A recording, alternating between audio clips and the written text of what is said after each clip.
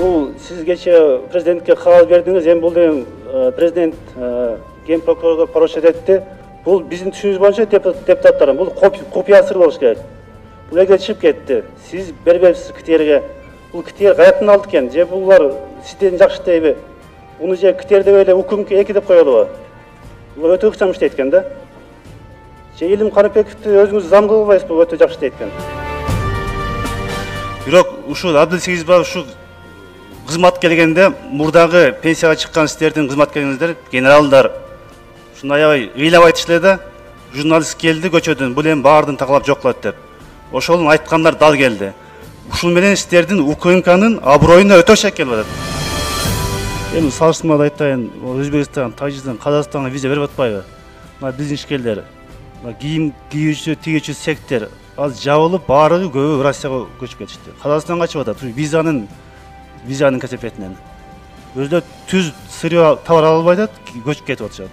Эми биз айткан жаман көрүп атат, бирок чечиш керек да. 2 жыл өттү. Эмне үчүн Кытай бизге виза бербейт? Себеби бар да. Сүйлөшкөн билбейсиздер. Мына чай коочуларга, кызыл кулак тыкылгандарга ким чара көрөт? Убакыт келди, мына жазгы дыйкандардын жазгы талаа жумуштары башталды. Алардын же биз продукциясын сатканга жардам бербесек, же бензин, солярканын баасын түшүргөнгө жардам бербесек, буларга ким кам көрөт? Азыр кризисте ушундай жип машина жүргөн кандай баралдуу кызы барбы жокпу? Урматтуу премьер-министр, мен сунуштап атам. Бир 100 жипти сатсаңыз азыр баасы $60-70 экен. 480-500 миллион сом болот экен. Сатыңыз дагы мындай антикризис программаны өзүңүздөр баштаңыздар. 500 миллион сомго бизде 25 бала бакча курса болот экен. Улуу жазуучу Чыңгыз Айтматов өзүнүн чыгармаларында Кыргыздын каада салтын, кулк мүнөзүн жалпы дүйнө элине таанытты.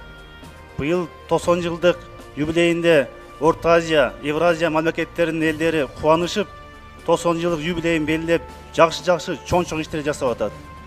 Бизде Кыргызстанда эмне иш кылып атабыз? Эмне иш бүтүп атат? Көзгө көрүнөрлүк эчтеке болгон жок.